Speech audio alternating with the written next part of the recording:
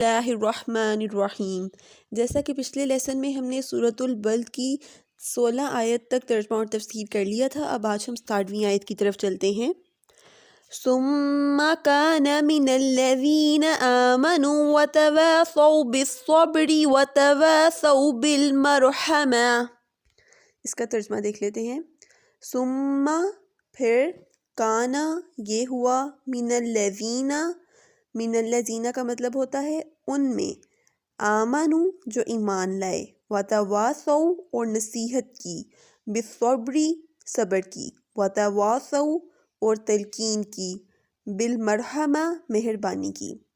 پھر یہ ہوا ان میں جو ایمان لائے اور نصیحت کی، صبر کی اور تلقین کی، مہربانی کی۔ اب ہم اس کی تفسیر دیکھ لیتے ہیں۔ جیسا کہ پچھلی چند آیات میں ہم نے دیکھا تھا کہ اللہ تعالیٰ نے کہا تھا کہ جو شخص گردنیں چھڑواتا ہے یا کسی کو بھوکے کو کھانا کھلاتا ہے، مسکین کو یا پھر یتیم کو کھانا کھلاتا ہے، تو اس کے لیے بہت ثواب ہے۔ تو اب یہاں پہ اللہ تعالیٰ اس آیت میں کہہ رہے ہیں کہ ان تمام اعمال کے قبول ہونے کی بھی کچھ شرائط ہیں۔ اب وہ شرائط کیا ہیں وہ ہم دیکھ لیتے ہیں۔ پہلی شرط یہ ہے کہ یہ اعمال صرف اس صورت میں قبول ہوں گے جب ان کا کرنے والا مومن ہوگا، بغیر ایمان کے کوئی نیکی قبول نہیں ہوگی۔ جو شخص اللہ تعالیٰ پر اور روز آخرت پر ایمان نہیں رکھتا ہوگا، اس کے اعمال آخرت میں کسی کام نہیں آئیں گے بلکہ برباد ہو جائیں گے۔ اب دوسری شرط دیکھ لیتے ہیں۔ پہلی شرط تو یہ ہے کہ ایمان لانا، مومن ہونا۔ دوسری شرط دیکھ لیتے ہیں۔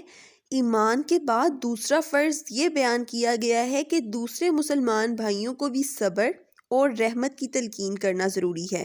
صبر سے مراد نفس کو برائیوں سے روکنا، بھلائیوں پر چلنا، مطلب نیکی کرنا اور برے کاموں سے اپنے نفس کو روکے رکھنا۔ دوسری شرط یہ ہے۔ اب تیسری چیز ہم دیکھ لیتے ہیں وہ کیا ہے۔ تیسری چیز یہ ارشاد فرمائی گئی ہے کہ دوسرے لوگوں پر رحم کرنا، ان کی پریشانی اور تکلیف کو اپنی تکلیف سمجھنا، یہ بھی بہت بڑا اجر و ثواب کا کام ہے۔ یتیموں پر شفقت کرنا، چھوٹوں پر مہربانی کرنا، بیواؤں، بے کسوں، بے زبانوں کی مدد کرنا، بھوکوں کو کھانا کھلانا، بیماروں کو دوا وغیرہ مہیا کرنا، ننگوں کو کپڑا پہنانا، غریبوں کی امداد کرنا، یہ سب بہت سی رحمت کی شاخیں ہیں۔ اب تیسری چیز یہاں پہ بیان کی گئی ہے کہ دوسروں کے ساتھ ہم نے رحم کرنا ہے، ان کی پریشانی، ان کی تکلیف کو اپنی تکلیف، اپنی پریشانی سمجھنا ہے۔ یہ 3 شرائط یہاں پہ بیان کی گئی ہیں کہ جو شخص ان 3 شرائط پر عمل کرے گا یا ان 3 شرائط کو پورا کرے گا تو وہ شخص، اس شخص کی یہ تمام اس کو ثواب ملے گا، اس کو ان تمام جو اس نے نیکیاں کی ہوں گی صرف اسی صورت میں اس کو ثواب ملے گا کہ اگر وہ مومن ہے اور اگر وہ اپنے دوسرے مسلمان بھائیوں کو صبر اور رحمت کی تلقین کرتا ہے، اور تیسری چیز یہ کہ اگر وہ دوسروں پر رحم کرتا ہے۔ اب دیکھیں ہم اس آیت کی اب ذرا تھوڑا سا امپورٹنس دیکھ لیتے ہیں، ٹھیک ہے۔ اب دیکھیں قرآن مجید میں صبر کا لفظ جو ہے بہت وسیع معنی میں استعمال ہوتا ہے۔ دیکھیں اب جو مومن کی پوری زندگی ہے وہ صبر کی زندگی ہے، اور ایمان کے راستے پر قدم رکھتے ہی آدمی کے بہت سے امتحان شروع ہو جاتے ہیں جس پر اس کو صبر سے کام لینا ہوتا ہے۔ اب دیکھیں اللہ تعالیٰ کی فرض کردہ عبادات کرنے کے لیے صبر کی ضرورت ہے۔ اللہ تعالیٰ کے ہر حکم کی اطاعت اور پیروی میں صبر کی ضرورت ہے۔ اللہ تعالیٰ نے جن چیزوں کو حرام قرار دیا ہے، اب ان چیزوں سے ایک تو ہم نے بچنا ہے، اور ایسا اب صبر کے بغیر تو ممکن ہے ہی نہیں۔ اب اخلاقی برائیوں کو چھوڑنا، پاکیزہ اخلاق اختیار کرنے کے لیے بھی ہمیں صبر کی ضرورت ہوتی ہے۔ زندگی میں بہت بار ایسا ہوتا ہے کہ اگر اللہ تعالیٰ کے قانون کی پیروی کی جائے تو انسان کو نقصان بھی کبھی کبھی اٹھانا پڑتا ہے، جس سے تکلیفوں، مصیبتوں اور محرومیوں سے پالا پڑتا ہے، اور انسان اور اگر نافرمانی کی جائے تو فائدے اور لذتیں حاصل ہوتی ہیں، اور مومن اس شکل سے مشکل سے صبر کے بغیر عافیت سے نہیں گزر سکتا ہے۔ مطلب ایک مومن جو ہے اس کی پوری زندگی ہی صبر پہ ہی گزرتی ہے۔ جب اس کو اللہ تعالیٰ کے بتائے ہوئے راستے پر چلنا ہوتا ہے تو اس کی بہت سی امتحانات اس کو فیس کرنے پڑتے ہیں، اور اس پہ اس کو صبر کر کے گزرنا پڑتا ہے۔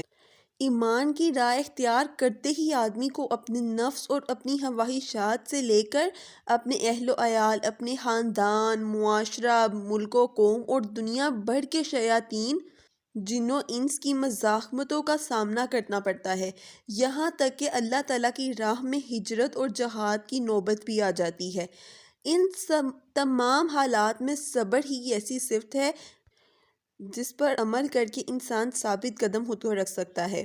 اب دیکھیں، جون سے میں نے آپ کو یہ چیزیں بتائی ہیں کہ کون کون سی چیزوں پر انسان کو صبر کرنا ہوتا ہے، تو اب دیکھیں مومن کی پوری زندگی ہی صبر کرتے ہوئے گزر جاتی ہے۔ جیسا کہ اس آیت کے ترجمے میں ہم نے دیکھا تھا، پھر یہ ہوا ان میں جو ایمان لائے اور نصیحت کی، صبر کی اور تلقین کی، مہربانی کی۔ اس آیت کا یہ ترجمہ تھا نا۔ اب دیکھیں یہاں پہ اللہ تعالیٰ نے کیا کہے، نصیحت کی، صبر کی۔ تو اب جو مومن ہے وہ تو اپنی پوری زندگی میں خود بھی صبر کرتا ہے اور دوسروں کو بھی صبر کرنے کی تلقین کرتا ہے، جو بھی کسی کے اوپر مشکل یا تکلیف آتی ہے۔ اب ہم اگلی آیت کی طرف چلتے ہیں، آیت نمبر 18۔ اولئک اصحاب المیمنہ۔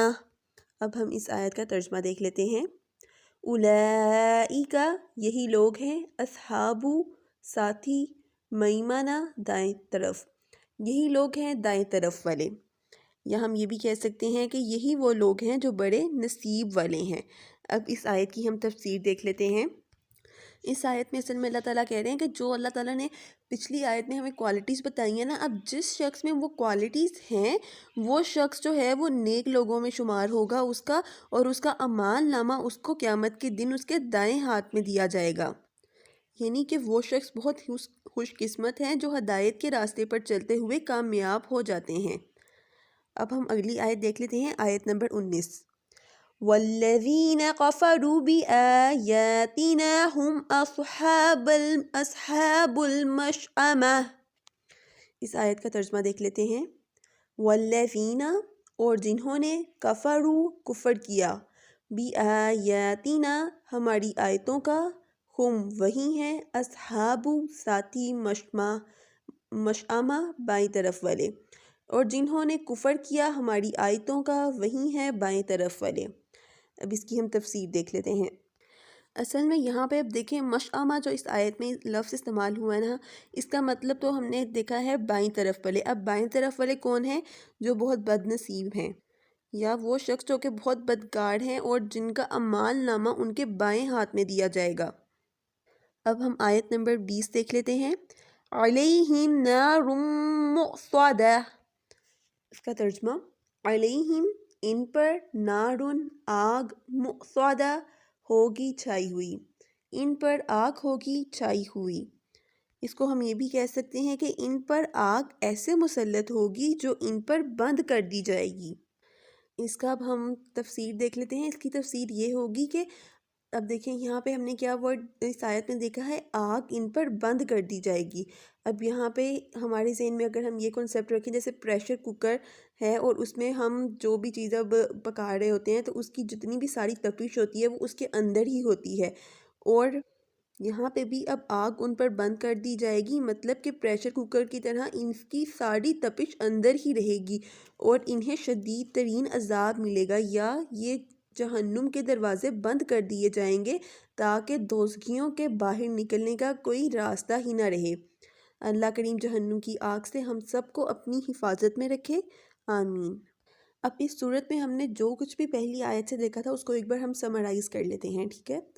جیسا کہ ہم نے اس صورت کی ابتدا کی آیات میں مکہ مکرمہ، جس میں نبی کریم صلی اللہ علیہ وآلہ وسلم رہائش پذیر تھے، اور والد اور اولاد کی قسم کھائی گئی ہے کہ انسان مشقت اور تکالیف کے مراحل سے گزرتا رہتا ہے، کہ مطلب ہم نے جو شروع کی آیات پڑھی تھی وہاں پہ اللہ تعالیٰ نے 3 چیزوں کی قسم کھائی تھی، مکہ مکرمہ کی، باپ کی، اولاد کی، اور اس کے بعد پھر اللہ تعالیٰ نے فرمایا تھا کہ جو شخص نیکی کا راستہ اختیار کرتا ہے اس میں مشقتیں بہت زیادہ آتی ہیں، اور جو شخص بدی کا راستہ اختیار کرتا ہے اس کو بھی بہت سی مشقت جھیلنی پڑتی ہے، مگر فرق یہ ہوتا ہے کہ نیکی کی راہ میں مشقت اٹھانے والے کے لیے اجر و ثواب ہے، اور جو شخص بدی کا راستہ اختیار کرتا ہے اس کو مشقت اٹھانے والوں کو کسی قسم کا کوئی ثواب نہیں بلکہ اس کے لیے عذاب ہے۔ اس کے بعد پھر اس صورت میں بتایا گیا تھا کہ انسان کی ہٹ درمی اور اللہ کے راستے سے روکنے کے جرم کے بارے میں فرمایا کہ جو کہتا ہے کہ میں نے بہت مال لگا دیا ہے، کیا اسے معلوم نہیں کہ اسے کوئی دیکھ رہا ہے؟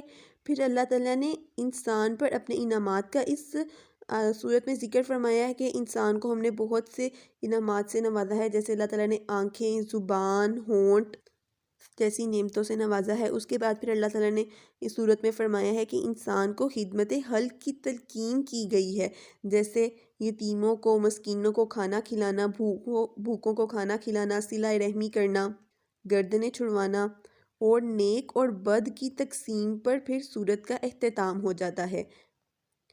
یہاں پہ اس سورت کے ترجمہ اور